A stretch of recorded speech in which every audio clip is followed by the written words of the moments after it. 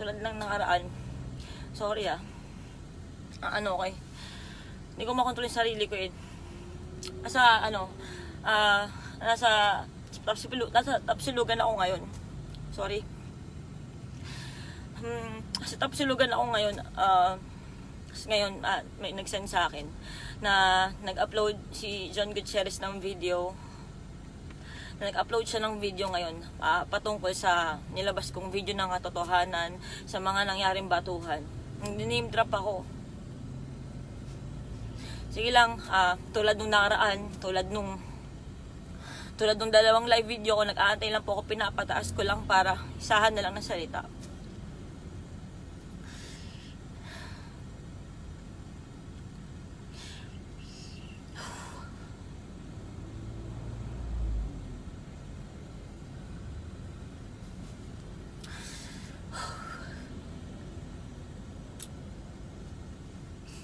Naantay ko lang kasi kahit 10, mag-10. Ulitin ko, itong video na to dahil sa nag-upload ng video si John, sana nanonood ka.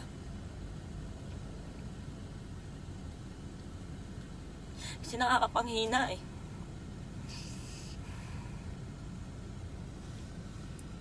So ayun, guys. Nandito ako ngayon sa Tapsilugan, sa Antipolo. Ako pa naman, kapag may nag-live, pipitik na agad ako. Talaga nagla-live na rin ako, walang script, hindi ko ginagawang video. Kasi wala akong kahit na anong para practicein, kung anong iisipin ko, wala, dire-diretso. May makita ako ngayon, may mapanood ako ngayon, pipitik ako, magla-live ako, sasabihin ko. Ang dali lang, putang ina, tumugtog pa yung radyo. Sandali.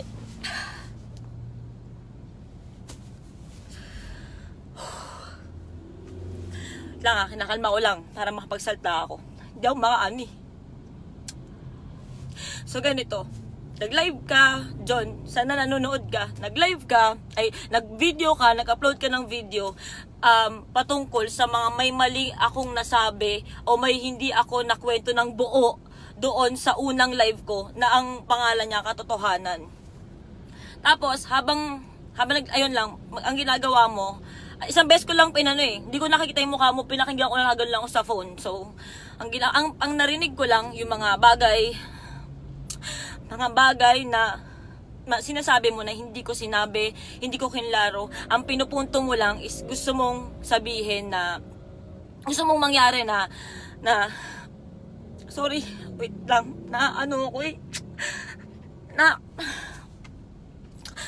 sobrang nanginginig ako kanina pa eh. Habang nakikinig ako, lang gigigil ako. So eto na.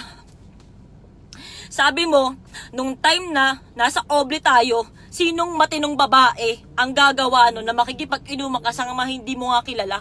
May sinabi ba akong matino akong babae? Wala akong sinabi na matino akong babae. Sinabi ko nga dun kasi putang ina ka, Tony ka, tanga-tanga ka, malandi ka, naglalandi-landi ka. Naglandi ako, inaaming ko. Ewan ko kung bakit simula nung nag-live ako at nagsabi ako ng totoo, ng storya, natatandaan ko. Putang ina, wala kayo ibang sinabi sa akin kundi nagmamalinis ka. Kinuwento ko na nga na ang landi-landi ko, diba? Kinuwento ko. Sinabi ko yun. Diba? Lasing ako. Wala akong sinabi nag-pass out ako. Wala akong sinabing ganun. Ang sabi ko, ang naaalala ko, lango ako nun sa alak. Diba? Pinapasyat mo ako. Pinapasyat mo ako nun Tangina naman, John. Tapos, pinapasyat nyo ako nun. Ako naman, sige, diba si ganyan? Oo naman, aaminin ko naman. May gusto ko sa'yo nun, kaya nga tayo nag-snapchat na ganyan nung wala akong alam na may jowa ka pa diba? Kasi nagkagusto ko sa'yo, kasi ay, okay naman doon sa picture, ganyan. Ang kulit mo mag-reply, natutuwa ako, kasi stress din ako nun sa buhay. Nagkagusto ko sa'yo nun, may gusto ko. So eto na, diba, lapit ka ng lapit sa akin sa Obli. Tapos, ang sabi ko, nalango ako, hindi ko matandaan, basta alam ko tawa tayo ng tawa, tapos nagising na ako. Na sinabi ko sa'yo na hinahawakan mo yung ano ko. Kahit naman siguro sinong babae, kapag nalasing ka, Tangina, nakatulog ka, sige, oo. Pero kahit sinong babae, pag ginawa ka yung pek-pek mo, putang ina, magigising ka. Diba? Putang ina naman, John. Tang ina. Ginawa mo yon. Ginawa mo yon. Pero kaya, hindi ako nag-react, hindi ako nagsalita. Kasi kinuwento sa akin ni Jay kung anong nangyari. Hindi ako nagsalita. Kasi mali ko nga eh. Pinabayaan ko yung sarili ko. Pinabayaan ko yung pagkababae ko. Nagpakalasing ako. Nagpakaputa-puta ako sa gilid eh. Diba? Wala akong malay. Ang dali kong malasing. Dalawa pa namang Hennessy, diba? Hindi kayo umiinom. Puro ako. At kinlaro ko yun sa live ko.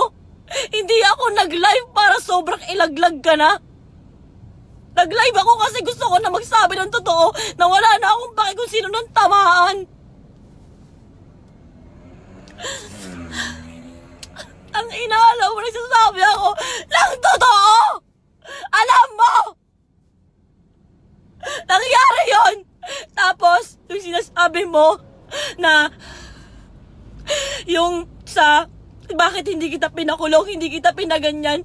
Eh di ba nga nag-snapchat na tayo. May gusto ako sa'yo o naglandi ako kasi alam ko kasalanan ko din, pinabayaan ko yung sarili ko. Takot ako nun eh.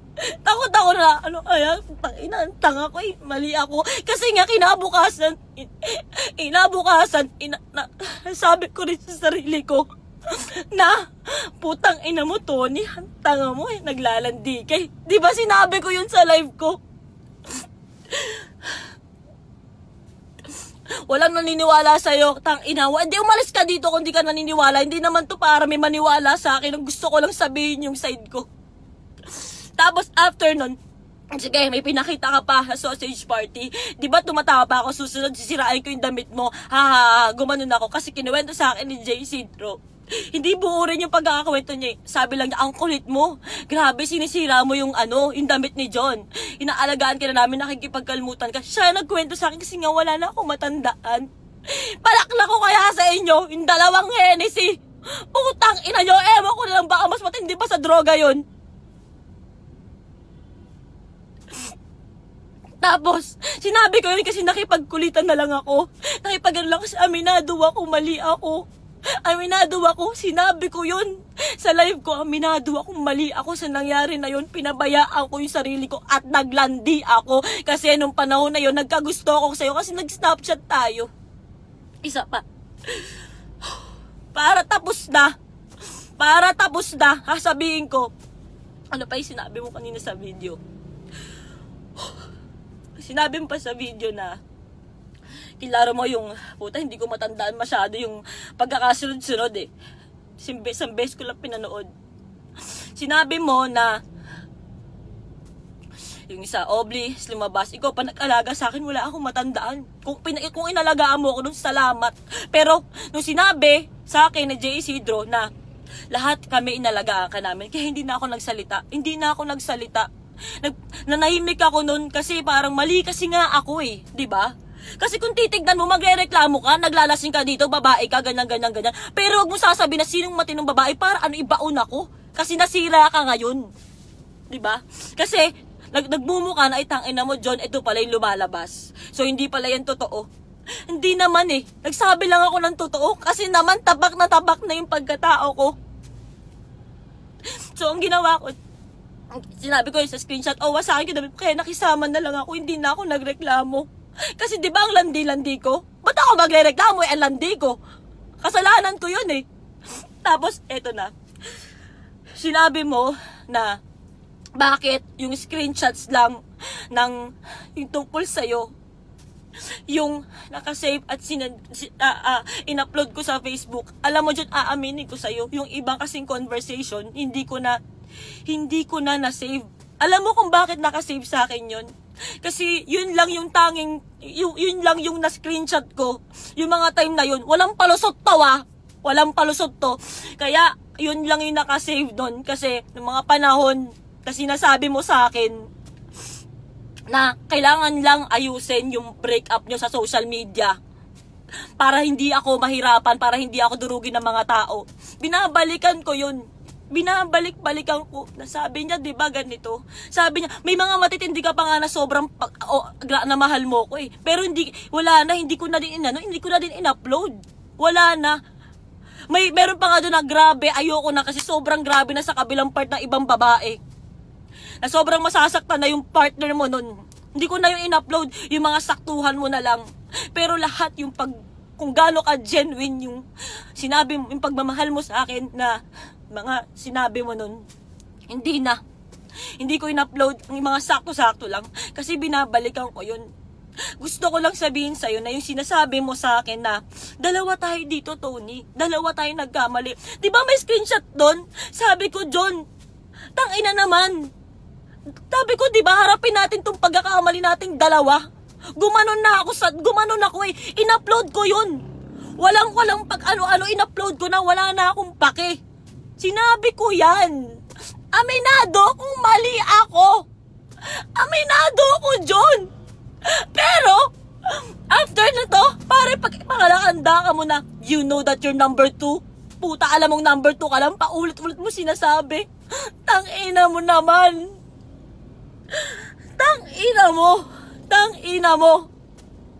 Sige na, okay na. Para maging okay kayo, di ba? Ayoko naman kayong masira din.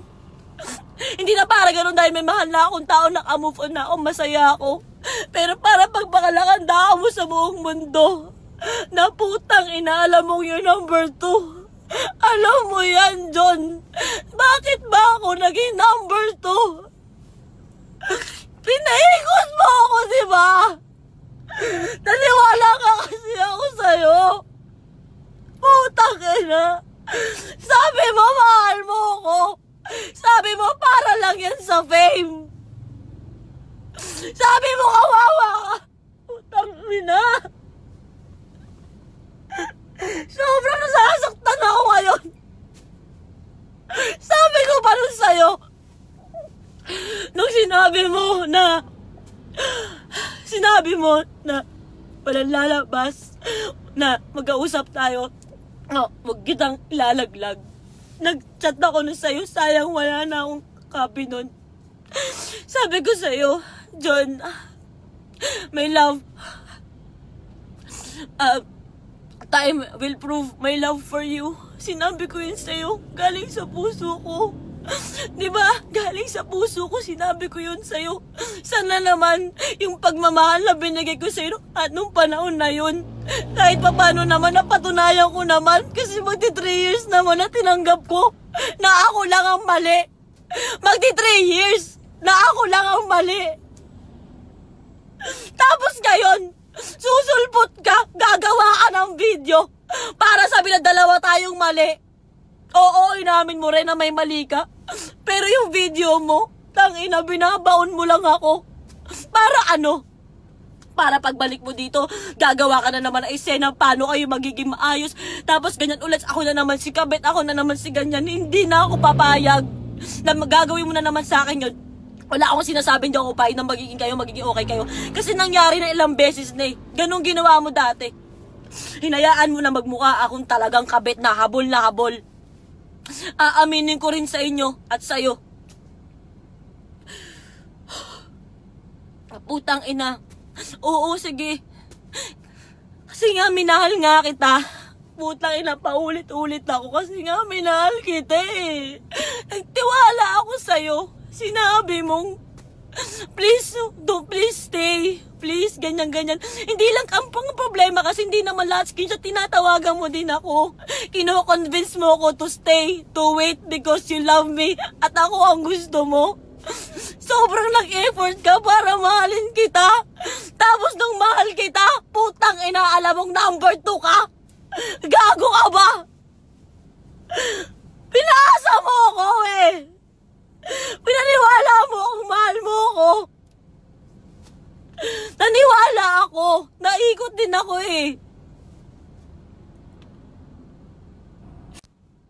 Huwag mo na kayong tumawag. Huwag mo na kayong tumawag, please. Sorry, sobrang emotional ko ngayon. Huwag mo na kayong tumawag. Please lang, huwag kayong tumawag. Please lang. Saan manggagaling yung mga info ko? Sabi mo, bayad kayo. Isa sa example nun na, di ba sinasabi nila, paano ka babayaran ng Facebook? Sabi mo sa akin nun. Kasi ganito yan, example. Punta kami ng may video kami na pupunta kami ng Tronix. Tingnan mo, magpapicture kami sa Tronix. Hindi kami para magpa-picture sa Tronix. May cellphone na may ganyan ng Jologs ha. Nagsalita ka ng ganun. Wag mo tong de-deny. Kahit lahat na nga, parang dine-deny mo na eh. Tapos, sabi ko, ganun ba? O, tas yung cute size, yung maliit, yung ganyan, yung sinabi sa'yo ng girlfriend mo nung time na yun na, tulad nun, ganyan. Kasi ano yun, sa Tronix. Bayad kami ng Tronix. Sinabi mo yan eh. Saan ko makukuha to? Ano ba? Gumagawa-gawa ba ako ng kwento? Kasi kung gumagawa ako ng kwento, ang galing ko naman. Ang galing ko naman gumawa ng kwento. Isa pa. Sorry. Oo na, sige na, eto na ha, para matapos na. Sorry, Breezy, sorry. Para matapos na. Sige na, eto na, aaminin ko na. Dahil nga, minahal kita ng sobra. Naniwala ako sa'yo. Babalik ka, na may inaayos ka lang. Oo, sige, nagsisend ako sa'yo, nagaganyan-ganyan ako sa'yo, nagaganon ka rin pabalik. Kasi nga, mahal kita eh. Naglalandi din ako sa'yo eh. Kasi komportable na tayo sa isa't isa. Kasi akala ko nga may tayo. Tapos, grabe. Alam mo, John. Sige, nagsalita ka. Binigay mo yung pagsalita mo. Pero alam mo, yung video mo, inaabangan ko. Kunyari, sabihin ka doon na patungkol sa akin. Nakaganon pa ako, nanginginig ako. Alam mo kung bakit? Kasi inaabangan ko na kahit pa paano, tol, mag-sorry ka naman. Tangina, mag-sorry ka naman sa akin. Kasi nagsinungaling ka din sa akin.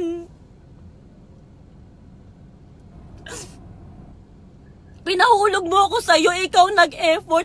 Kasi si Patola ako, silandi ako, inaamin ko nga ako, sige, naglandi nga ako. Mag-sorry ka naman, kahit pa paano sa akin. O tapos sasabihin mo, wala ka man lang, kahit PM na lang. Ngayon, sige, simula mo, siraan mo ako na siraan ko, kwento mo kung ano-ano. Go na, hahayaan na kita.